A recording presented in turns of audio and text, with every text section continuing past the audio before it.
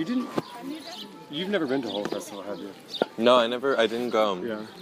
I didn't actually Was the first one in Berlin, or was it also at Ferropolis? The first one was not at Ferropolis. It's, I forget the name of the place. It's where Feel Festival is. It's another, yeah, I'm forgetting the name. It's where Feel Festival is. Okay. I didn't go to that one either. Okay. So you weren't involved in the organizing? The first year were involved was this past year. Mm-hmm. We were asked to be a part of it the first year, but it just wasn't really a good fit with our schedule. Mm-hmm. And then we were asked again last year. Yeah. And I think maybe I thought that last year was the first because... I think a lot of people do. Yeah, because the first year...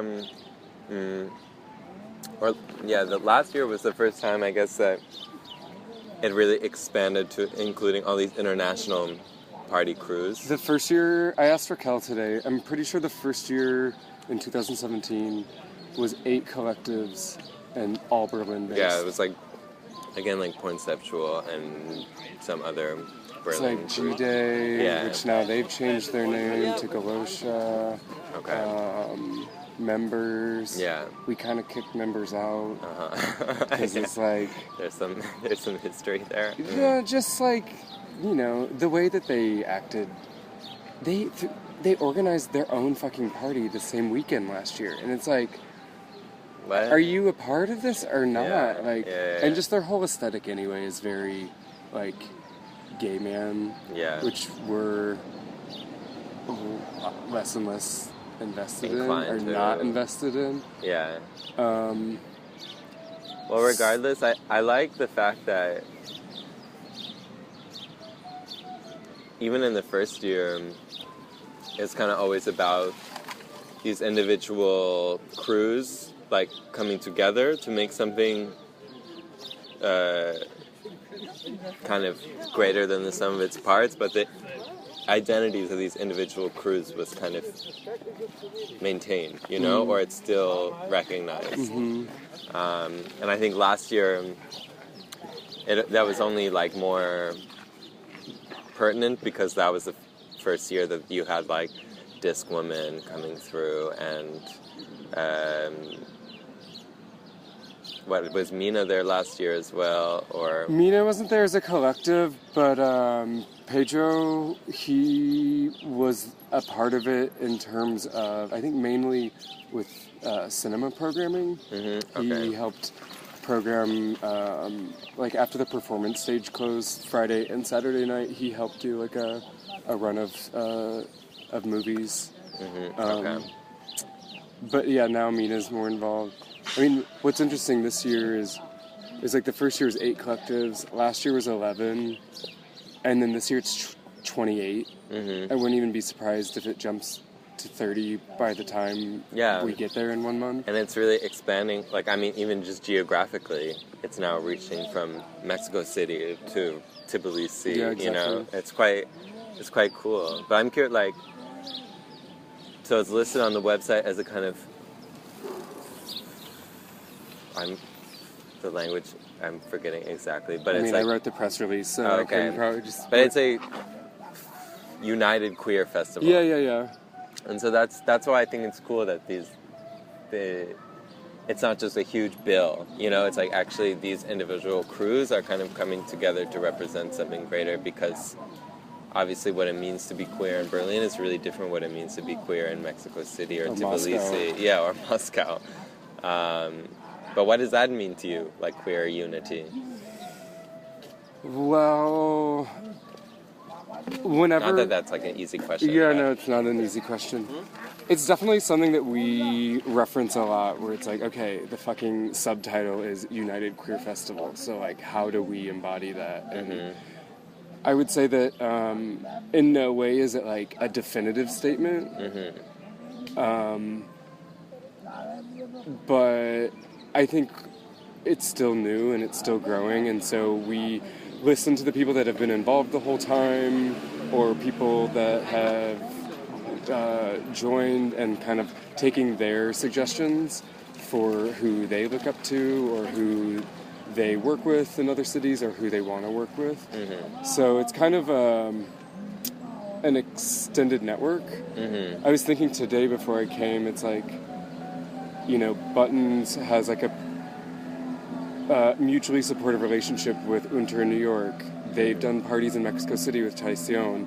They've come to Berlin and collaborated with Room for Resistance. They work really closely with Mina. Mm-hmm. Mina organizes events with Lecken. So it's like, all, interconnected. And I don't want it to ever come off as like cliquey. Yeah. But I think that as you grow, it's like just natural to kind of work within your network. Yeah. Well, I mean, that's also what prevents it from being cliquey, is that it's a network, but it's like also the interconnections are open for more interconnections, it seems. It's not like, we've capped it at 28, like this is the crew of crews, so like you can't come sit with us, you can't come party with us, like it's more, like this expansive, expanding network of freaks, And, I mean, one thing that we talked about in the press release was how, it isn't just a bunch of collectives that have DJs. It's like everyone's pretty, like, self-mobilized. Everyone, it's really about a group of organizers and everyone carving out their own little niche in their city and providing something that otherwise didn't exist. Yeah. I think that's really, a lot of the organizers maybe are a resident DJ like myself, for example, but I think that's one thing that really ties everyone together, is that everyone is really like a self-actualizing entity. Yeah, and I guess it's also it's a part of the equation of parties, I guess, and these kind of collectives that I guess maybe is not often recognized as much too, is that like many of the DJs are also organizers and administrators, and like kind of having to perform these multiple roles so that these collectives can be kind of self-actualized, self-mobilized entities. Yeah. So do you is there a gap or like a hole you think that hole is filling with being this kind of entity? Because I know very little about, like, I'm not really a festival girl.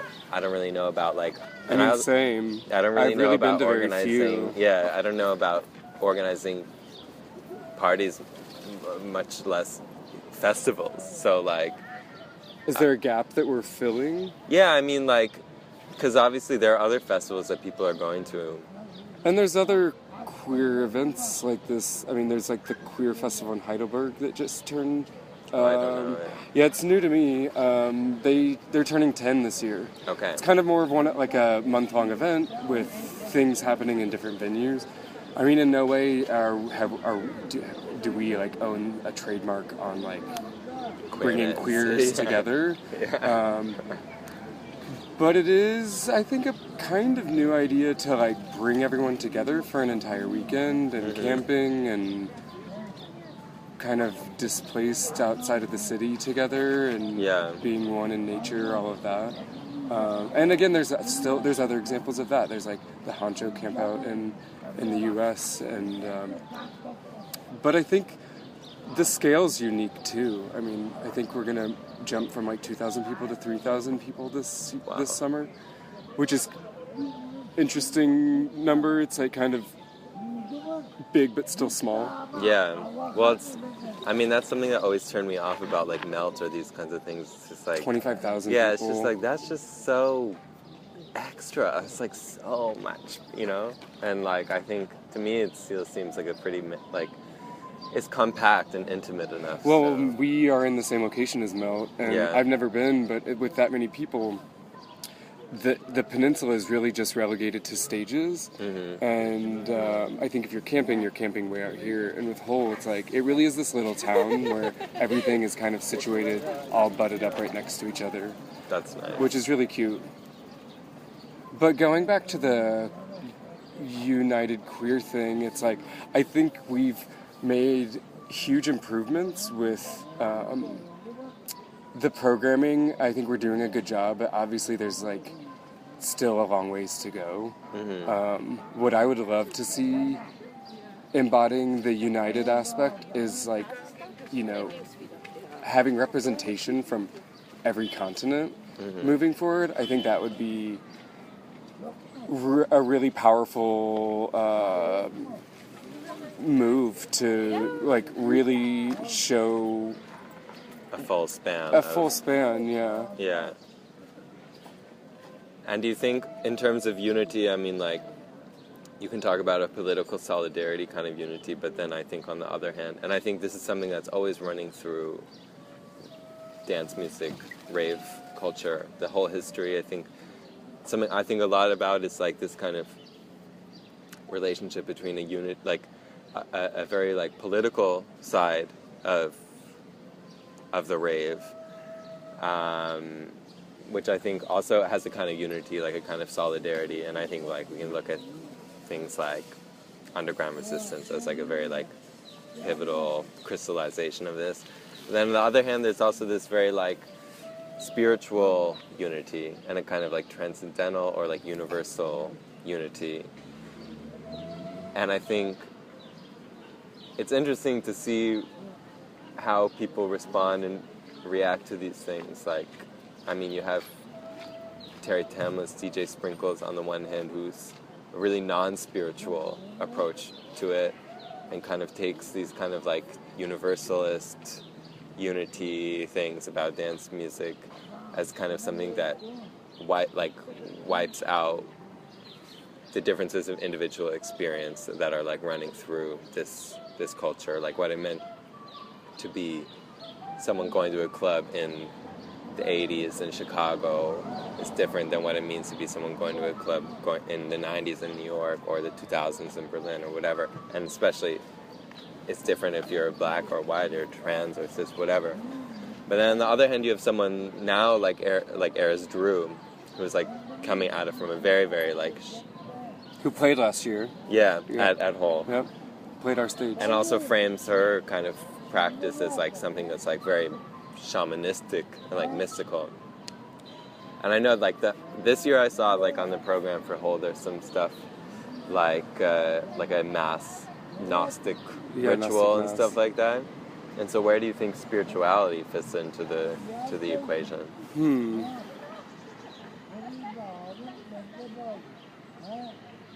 I mean, I guess how to answer that. It's there to some degree, and I think that you're kind of signing up for it, or at least somewhat open to it if you're kind of signing your time over for an entire weekend. Yeah. And, you know, commuting a couple hours and bringing temporary shelter and all of that. It's like you're kind of going through the motions of a bit of a surrender and a willingness and an openness to connect or to kind of be a part of a greater conversation. But I mean, that's also a huge kind of question or invitation. It's like, I mean, obviously I can't speak for every person's individual kind of like spiritual motives, but I think it's there. Yeah.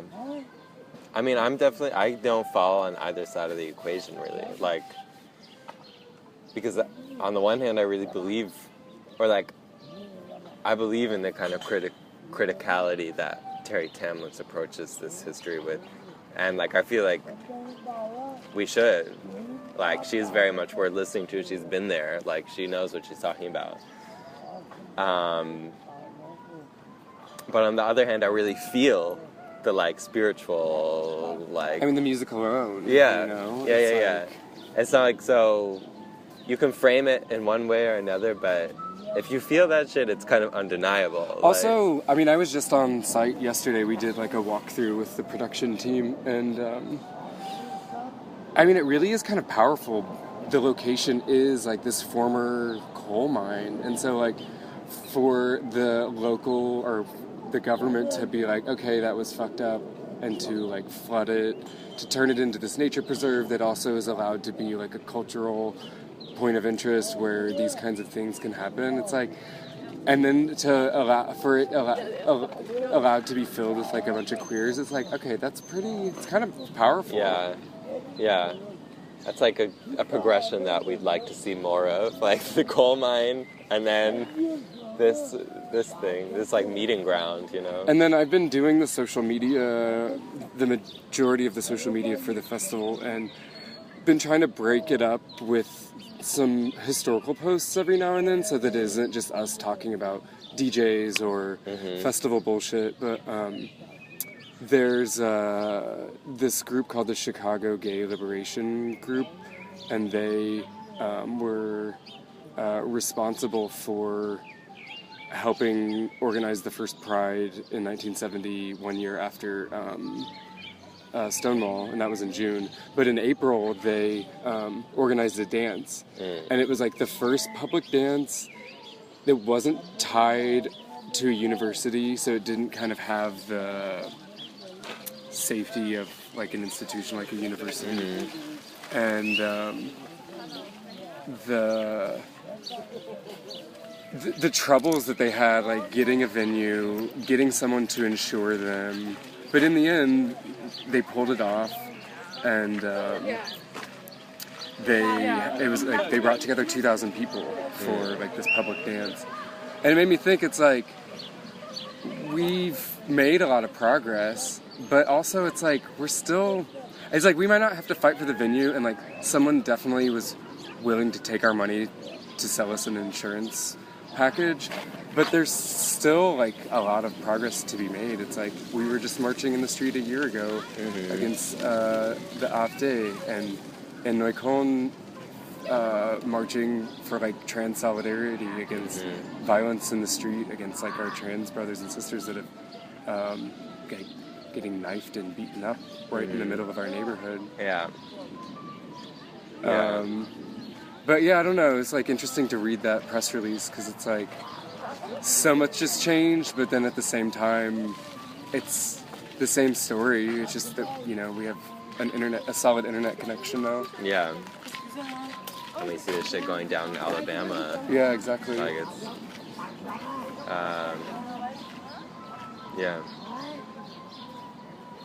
yeah.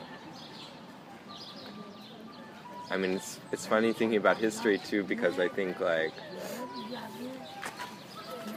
queer histories and club culture histories, like I think, and especially when they're combined.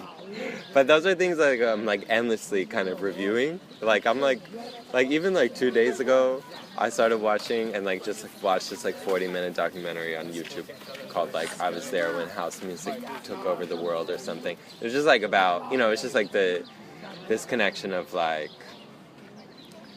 Mancuso, the Loft, to Nicky Ciano in the gallery, connecting to like Larry Levan, and then to like Frankie Knuckles. Frankie Knuckles goes to Chicago, and then this whole scene percolates and explodes. Is it good?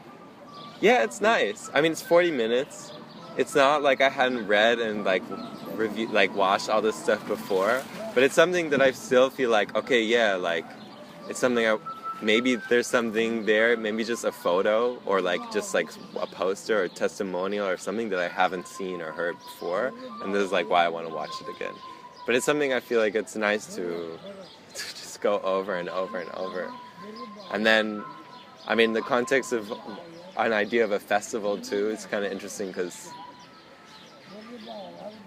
you can look back to something like what like Spiral Tribe were doing in the UK, these kind of multi-day or day-long festivals, and we can return to them. But then like going all the way back to the kind of like Dionysian festival in Athens, that also I'm curious too, because there also the performance of theater, like Attic Tragedy, was also a really central part of it too, like in addition to the music and drinking and like craziness. And I found it interesting that there's like a dedicated part of the bill for performance, like in the past years for Hole too. Yeah, both, more than one night. Yeah. Friday night and Saturday night. And Traición also often does and they're going to have, I think his name's Jorge, I'll have to double check his name, but yeah, they have someone performing in the middle of their set. Yeah, it's cool. Yeah, I didn't know that about them until, having to like do a social media post about them. It's like, oh damn, like their party is like rooted in performance art. Yeah. It's like they have these moments that punctuate the party. Yeah, I think that's quite cool. And it's something that makes me realize too that it's not something we see so often here, I remember a performance going down at Buttons last year, I think. This opera singer. Oh yeah, he's performing with Vig. Cool. And then like Lorato and Kirsten have brought in what's her name? Calypso. Oh yeah. And this is really refreshing to see this, because I think that's also really such a part of it. That's something that I realized when I moved here. It's like pretty much a lot of parties have the same makeup. It's just like roll up to a club, program the DJs, that's it. Yeah. And I don't know, I feel like in the States you kind of see that a little bit more, where, I mean, at least a queen's going to get up there and do something, Exactly. I mean, that's what made also Queen at Smart Bar, like, so nice. Yeah. Because there could be tons of, like, assholes there, too, but then it'd be like, okay, well, at least there's some queens here. Like, at least they actually took the time to, like, put it together. Like, we used to throw parties in Chicago at the Bijou Theater, which is now closed, but at the time was the oldest gay porn theater and sex club, and so having that theater space really taught me and taught us a lot, because the space was built in like 1969, 1970, so think about that kind of like pre-AIDS. It was like men were willing to go out and have sex with each other, but it was still very nooks and crannies, so there wasn't a lot of room to work with, but that theater stage allowed us to program the music differently, and like have Mr. Wallace, he's headlining the performance stage Saturday. He's an old friend. We used to do parties together in Chicago, and one time he debuted his EP at our party at the Bijou. It was like, oh wow, it was like a really interesting way to debut something. Yeah. But yeah, I mean, we try to do that. Like, Ludwig. Did you see him popping out of the cake last year? Was that last year? I think I missed that.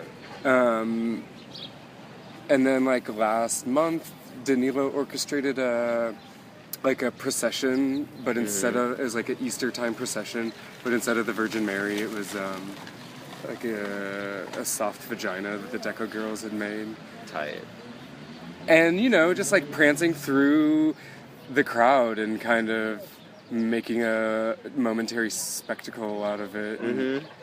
And spectacle, I think, is such an important. I mean, spectacle is like a really important. I feel like of like queer performativity. But then, I think it's also so nice to disrupt this club format that we're really used to here, which is just like, you got serious. Yeah, and it's just like set to set to set, like just like back to back to back, and it's like, it's nice that when you go into a club environment, it's not only like, the kind of grammar or the rules of reality that are off in terms of like, you can just do lots of drugs and dance, like that's great. Yeah, but it's nice all about the bathroom. Yeah, it's like, no, it's not. No, it's nice if you can expand that kind of like warping of reality to like this, like an idea of like some kind of ritual procession just popping up. But also to utilize the colorful people that are a part of our community and are in the audience. Yeah. And so it's like, oh, Ludwig, you're an opera singer.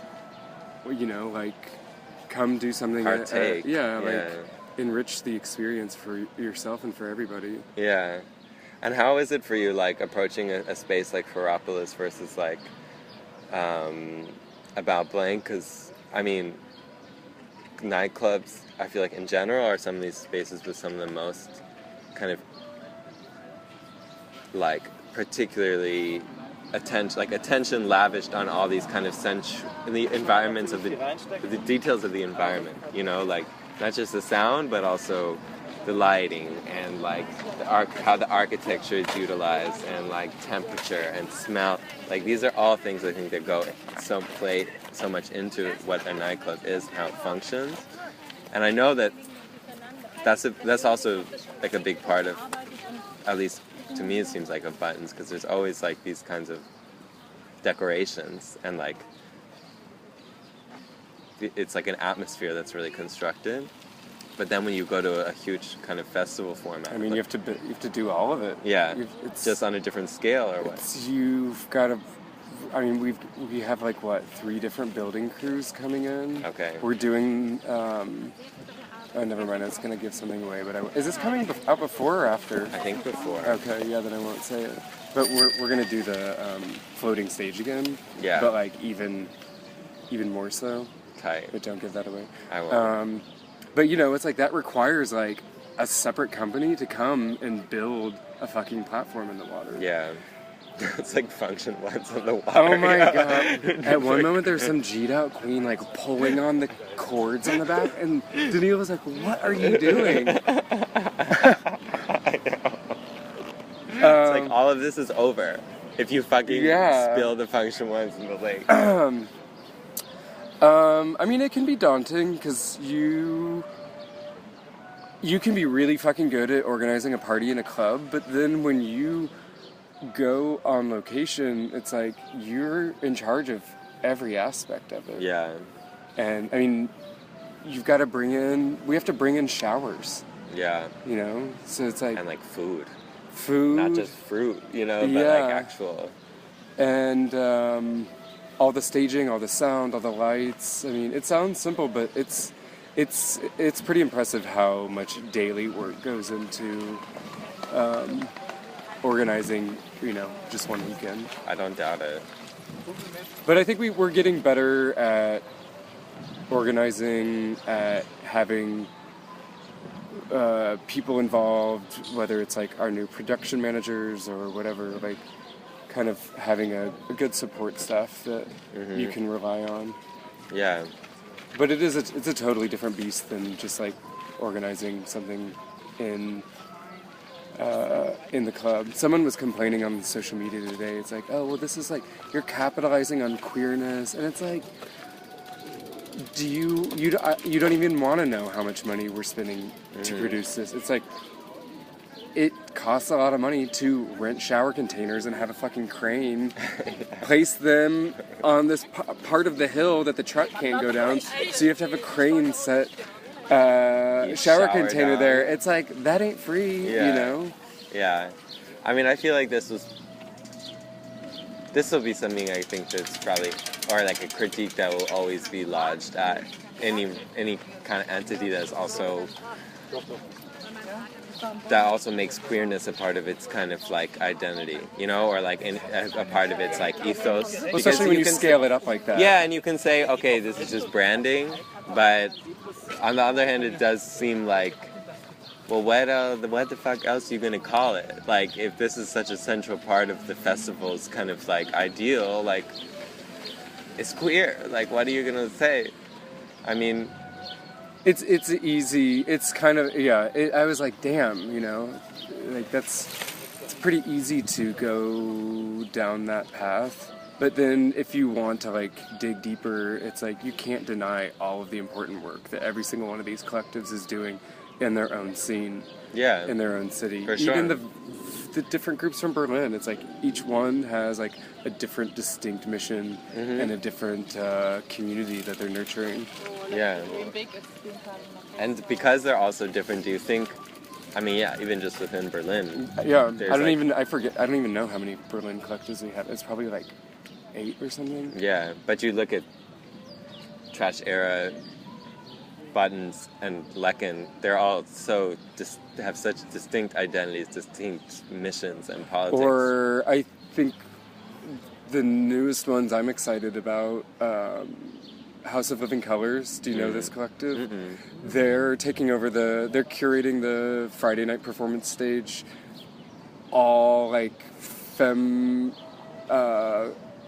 trans, non-binary, people of color, kind of a group that stemmed out of the out of like kind of a not feeling welcome on like performance stages.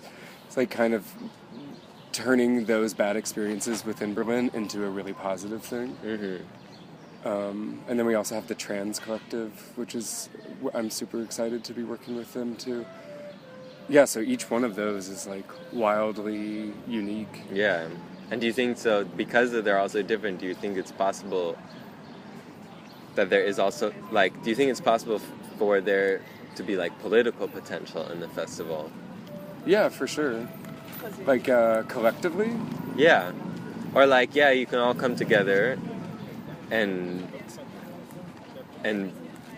lift each other up by organizing with each other and like, you know, letting I think each so. other, I think that's like the playing. next step. It's Yeah. like first you've got to like be together and share space and Yeah. have conversations. And I think that that's like kind of the That's always the thing, sensible though. next step. It seems like that next step, though, can be such a hard thing to manifest. Because I think like there's such radical potential even just on a dance floor in a club, you know, because you can really experience this unity with random motherfuckers. But then it's like, what can happen after this ritual is often nothing comes of that step, you know?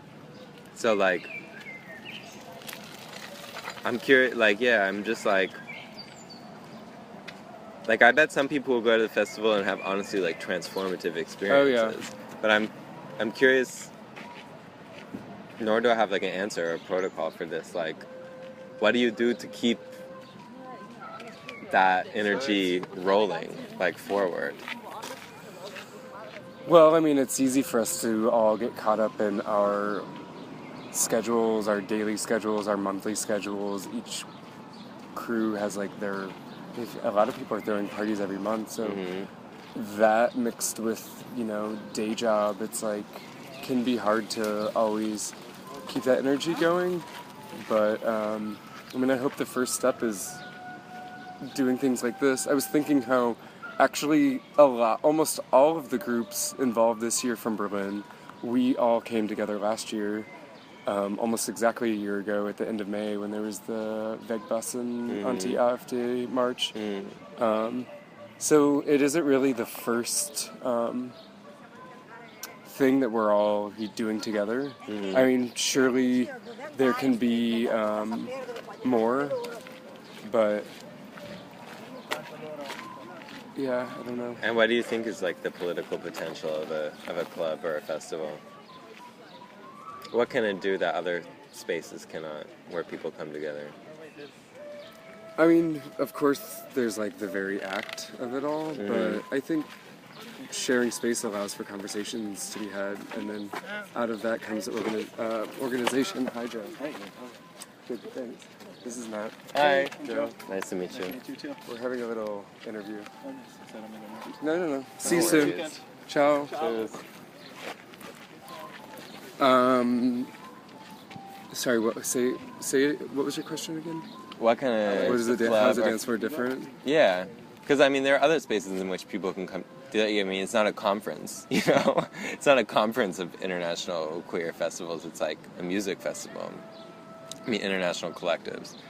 So I'm like, But I want to turn it slightly into a conference in a way okay. too. Okay. Not really, but it's like this year we've added some panel discussions because it's like we realize, you know, it's going to be a huge missed opportunity if we bring everyone together and we're not sitting down and like talking. Not just like, you know, dancing next to each other and appreciating like the music together, but yeah, having some like full-fledged conversations where we can share our experiences, exchange tips, and, you know,